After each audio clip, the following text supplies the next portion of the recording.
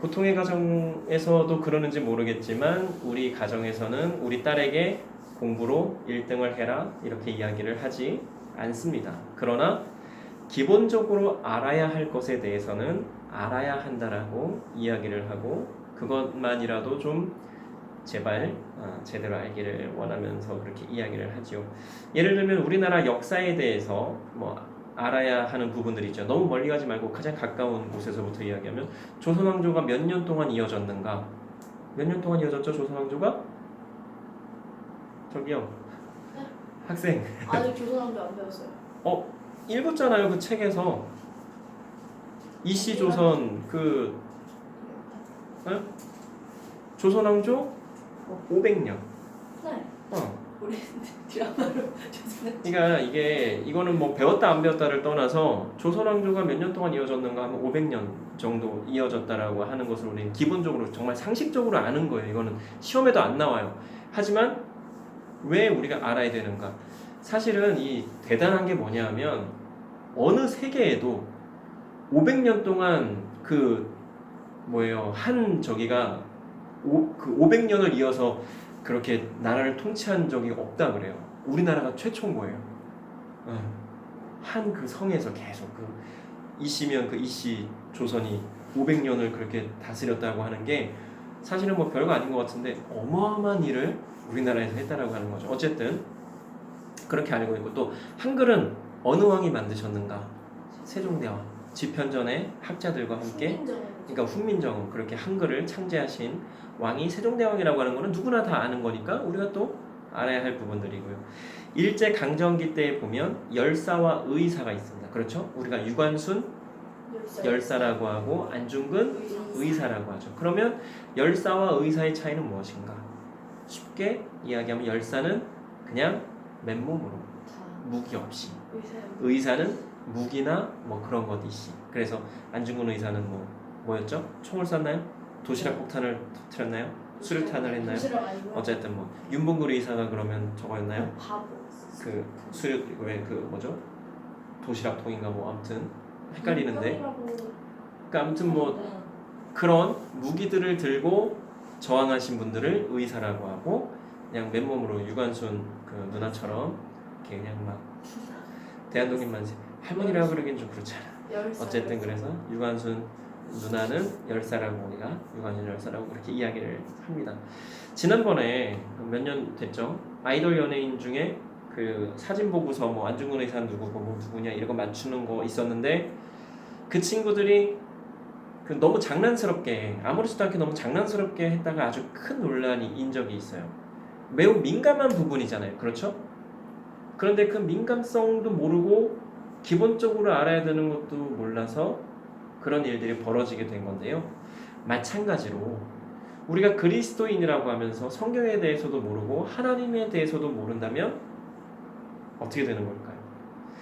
이렇게 말씀드리는 이유는 성경에 대해서 달달 모두 다 외워라가 아니에요. 이걸 어떻게 다 외워요?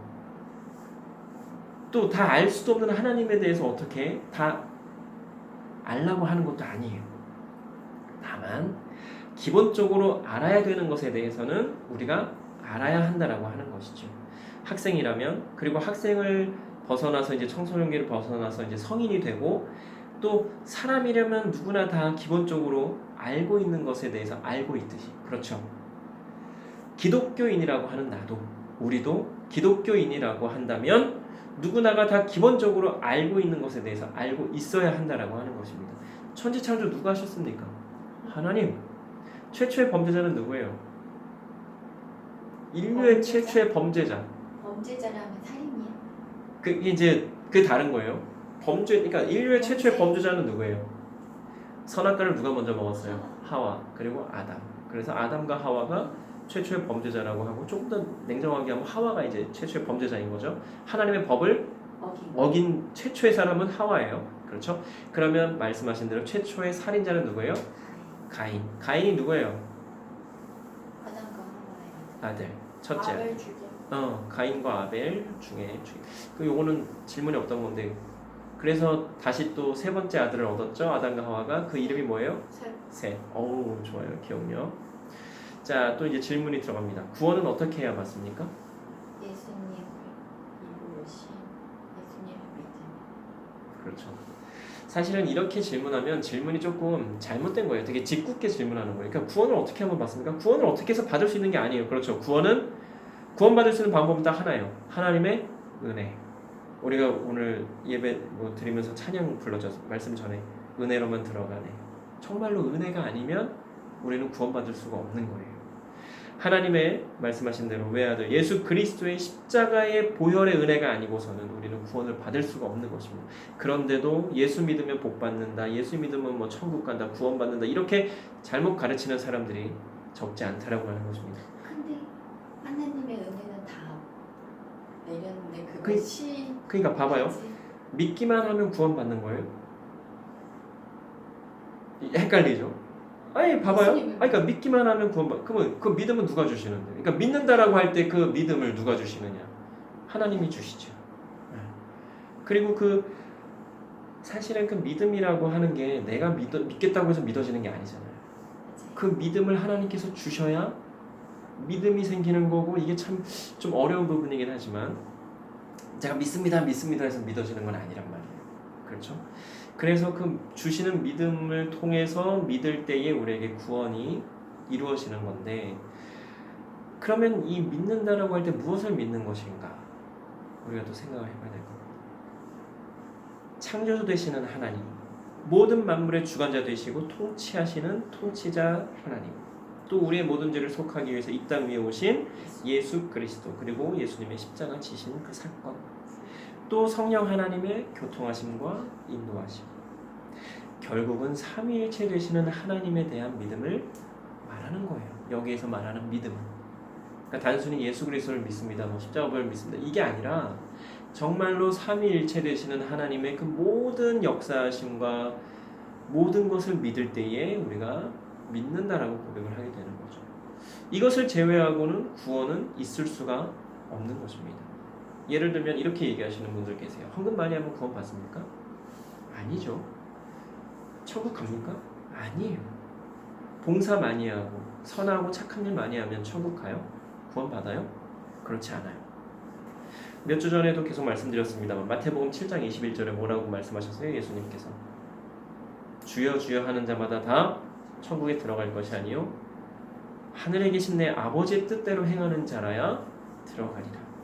그렇게 말씀을 하셨단 말이에요. 하나님께서 언제 헌금 많이 하면 천국 간다라고 말씀하셨어요? 성경 어디에 나와 있어요? 나와 있지 않아요. 헌금 많이 하면 복 받는다라고 나와 있어요? 그렇지 않아요. 봉사 많이 하고 착한 일 많이 하면 구원 받는다라고 복 받는다라고 성경 어디에 나와 있나요? 그렇지 않습니다. 성경 어디에도 그런 말씀 나와 있지 않아요. 우리가 말씀에 대해서 조금만 제대로 알아도 기본적인 것만 조금이라도 제대로 안다면 그런 허무맹랑한 말들에 휘둘리지 않고 속지 않고 겁먹지도 않을 것입니다. 그럼 왜 그런 거짓말에 속는 것일까요? 모르니까. 신천지와 같은 이단에 속아 넘어가는 이유도 동일합니다.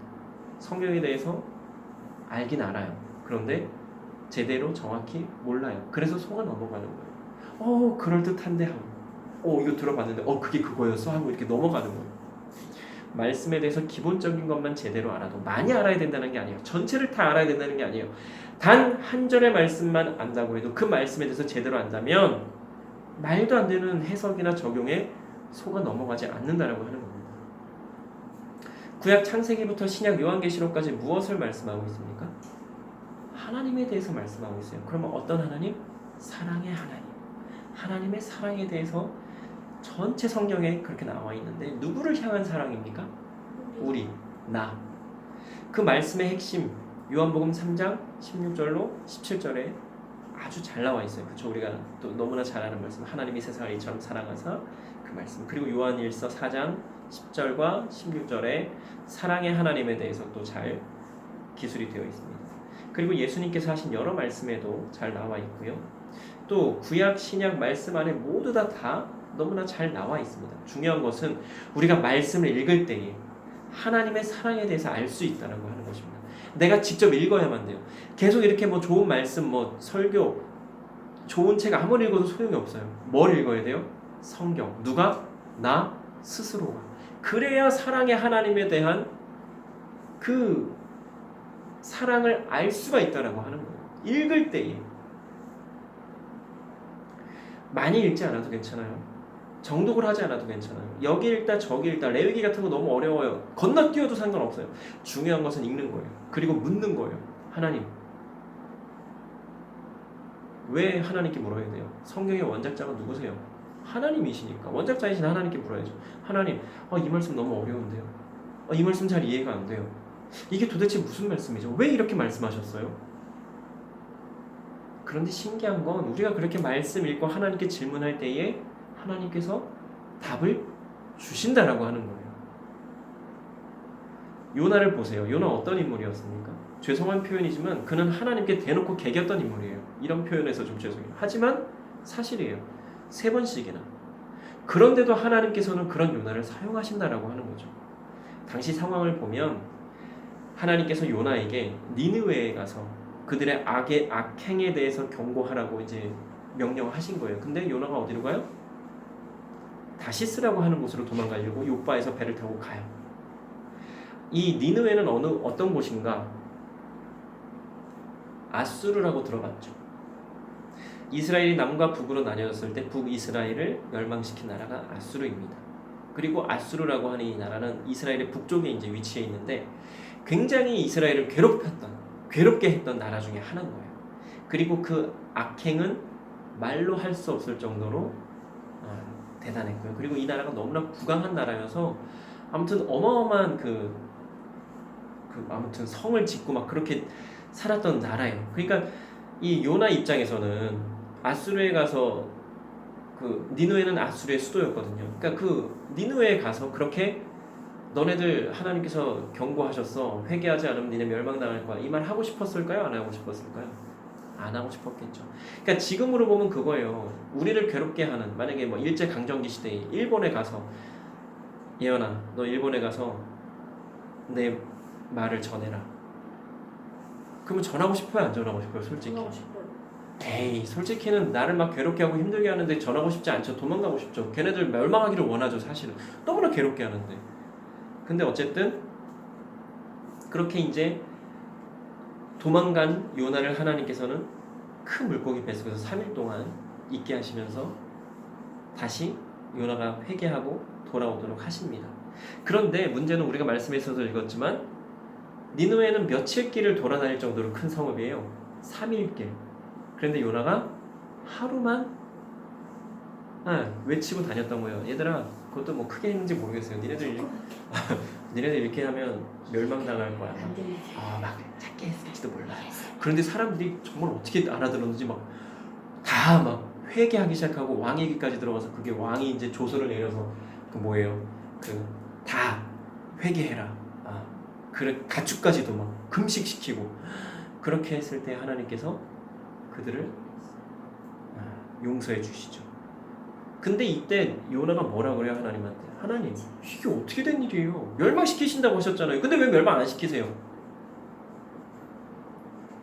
그러면서 이제 요나가 니느웨가 이제 어떻게 되는지를 보려고 초막을 짓고 이제 지켜본 거예요. 이게 참 대단하죠, 요나도. 깡이 하나님한테 개기기도 하면서 하나님 어떻게 하시는지 제가 지켜볼 거예요 하고 그렇게 한 거예요. 근데 아마 그 초막을 짓긴 했는데 조금 허술했나 봐요. 그리고 그쪽이 되게 뜨겁잖아요. 그러니까 이 뜨거운 걸 좀 막아주시려고 하나님께서 박넝쿨로 이렇게 위를 좀 막아주셨나 보죠. 근데 하나님이 이제 하루 만에 다시 그걸 거두셨단 말이에요. 벌레들을 시켜서. 그랬더니 이 인간이 또 승질내는 거예요. 하나님한테. 내가 지금 죽게 생겼는데 날 죽여주시죠. 나는 도저히 이제 못 살겠습니다. 막. 그때에 하나님께서 요나에게 말씀하신 게 그 요나서 4장 10절로 11절 마지막에 네가 이 박넝쿨도 아꼈듯이 하룻밤에 나타났다가 하룻밤에 사라진 이 박넝쿨을 아꼈듯이 나는 니느웨를 아수르를 그만큼 사랑한다. 나는 그들을 너무나 귀하게 여긴다. 이렇게 말씀을 하시는 거예요. 요나서는 말씀이 이렇게 끝나요. 그런데 약 100년 정도 지난 후에 나훔 선지자를 통해서 하나님께서 다시 니느웨에 경고를 하십니다. 근데 이때는 이들이 너무나 교만하고 악해서 그 나훔 선지자의 경고를 듣지 않아요. 그리고 회개하지 않아요. 그래서 결국 멸망을 당하게 되죠. 이 세상에는 여러 나라들이 있어요. 우리가 알지 못하는 너무나 많은 민족들이 있고 그리고 하나님께서는 여전히 지금도 그 모든 나라들과 모든 민족들을 사랑하셔서 여러 곳에 복음을 전하라고 우리에게 말씀을 하십니다. 그래서 선교사님들이 계속 나가시는 거죠. 그렇게 하나님께서 마음 주시는 분들, 우리가 아는 또 한 분은 추방당했는데도 불구하고 또 어느 나라를 나갈까 또 막 지금 기도하면서 찾아보고 있어요. 참 되게 신기한 거예요. 하나님께서 그렇게 마음을 주시면 편안한 삶이 여기에 있는데도 불구하고 굳이 불편하고 위험함을 감수하면서까지도 하나님께서 주신 그 비전을 가지고 가는 거예요. 우리는 우리의 삶에서, 학교에서, 직장에서 잘 전하고 있습니까? 내가 그리스도인으로서 복음이신 예수님을 잘 전하는 삶을 살고 있는지 우리가 생각을 해봐야 될 겁니다. 때로는 요나처럼 개길 수도 있어요. 또 나훔처럼 바로 순종하고 전할 수도 있어요. 그러나 모든 역사는 하나님께서 이루어 가신다는 것을 우리는 알아야 합니다. 회개를 하도록 하시는 분도 하나님이시고 회개 없이 교만하게 살도록 하시는 분도 하나님이십니다. 그 모든 것을 통해서 하나님은 하나님의 뜻을 이루어 가신다라고 하는 거예요. 하나님께서 하나님의 뜻을 이루어 가시는데 우리는 어떻게 쓰임 받고 있습니까? 또 어떻게 쓰임 받기를 원하십니까? 말씀 위에 바로 서 있고 견고하게 서 있는 하나님의 사람은 쉽게 흔들리지 않을 것입니다. 쉽게 넘어가지 않을 것입니다. 쉽게 내 욕심과 내 욕망과 내 유익대로 살지 않을 것입니다. 내가 받은 사랑과 그 은혜가 너무나 커서 그 사랑과 그 은혜를 나 혼자만 가지고 있지 못하게 써서 전하고 나눈다라고 하는 것입니다. 복음을 전하는 것으로, 물질을 나누는 것으로, 재능을 나누고 봉사하고 헌신하고 섬기는 것 등으로 말입니다. 그리고 말로만 하지 않습니다. 직접 자신의 삶으로 그 사랑과 은혜를 나눈다라고 하는 것입니다. 말씀이신 예수님께서 이 땅에 오셔서 그렇게 하신 것처럼 말이에요. 예수님께서 우리에게 뭐라고 말씀하셨어요? 사랑해라. 어떻게 해요? 내가 너희를 사랑한 것 같이 너희도 서로 사랑해라. 예수님의 그 사랑은요, 보통의 평범한 사랑이 아니었습니다. 내 자신을 내어주는 사랑이었고요, 내 자신의 유익을 내려놓는 사랑이었습니다. 또 내 자존심을 내려놓는 사랑이었고, 내 욕심을 내려놓고 내 능력을 내려놓는 사랑이었습니다. 예수님께서 능력이 없어서 십자가에 못 박혀 죽으신 거 아니잖아요. 그리고 중요한 것인데요, 내 삶을 내 뜻대로 살겠다고 하는 것이 아닌 하나님의 뜻에 따라 살겠다고 하는 하나님께 온전히 맡긴 사랑이었다고 하는 거죠.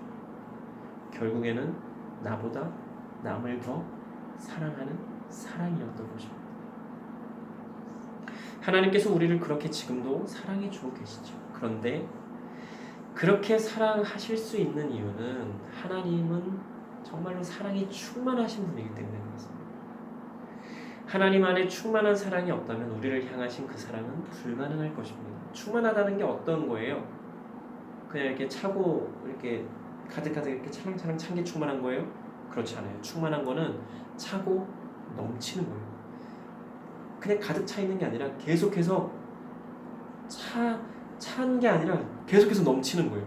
그게 충만하다라는 표현인데, 어쨌든 하나님의 우리를 향하신 그 사랑은 이렇게 계속해서 충만히 우리에게 향하고 계시다라고 하는 거죠. 그런 충만한 사랑이 아니라면 어느 정도는 사랑하다가 포기하거나 후회하거나 질리거나 할 것입니다. 또 내 유익이나 내 욕심에 의해서 사랑은 뒷전에 되기도 할 것입니다. 우리 인간들의 사랑이 그렇잖아요. 내가 너를 사랑해 하다가 어느 순간 돌변하죠. 어느 순간 포기하죠. 더 이상 사랑하지 않아요. 그러나 하나님의 사랑은 너무나 크고 넓고 깊고 높아서 언제나 그 무엇보다 항상 우리가 가장 우선시 된다고 하는 겁니다. 하나님의 사랑 안에 온전히 거하고 계십니다. 우리 삶에서 그 사랑을 온몸으로 온전히 느끼며 살고 있습니까? 나를 향하신 하나님의 그 사랑, 그리고 우리의 삶에서 그 사랑을 전하며 살고 있습니까? 내가 받은 사랑이 너무나 크고 벅차서 몸둘 바를 혹시 모르겠습니까? 아니면 별로 감흥이 없습니까? 나는 하나님을 계속해서 뜨겁게 사랑하고 있습니까? 아니면 저 요한계시록에 나오는 어느 교회처럼 뜨뜻미지근하게 뜨겁지도 차지도 않게 그냥 그렇게 하나님을 사랑한다고 고백하고 있습니까? 하나님께서는 우리를 매우 뜨겁게 항상 변함없이 사랑해 주고 계시는데 말입니다. 기도 드리시겠습니다. 사랑의 하나님, 참으로 감사합니다.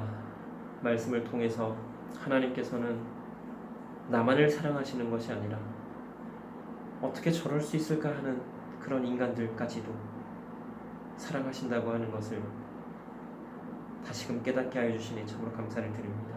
하나님, 우리가 무엇보다 하나님께서 말씀하시는 대로, 하나님께서 우리에게 명령하시는 대로 살기를 소망하오니 하나님 주시는 마음대로 살게 하여 주시고, 내 의지가 아닌 하나님을 의지하며 살아가는 우리 모두가 되게 하여 주시옵소서. 하나님께 사랑받은 자이기에 그 사랑 전하며 사랑이신 하나님을 전하며 사는 우리가 되게 하여 주시옵소서. 감사드리며 예수님 이름으로 기도드립니다.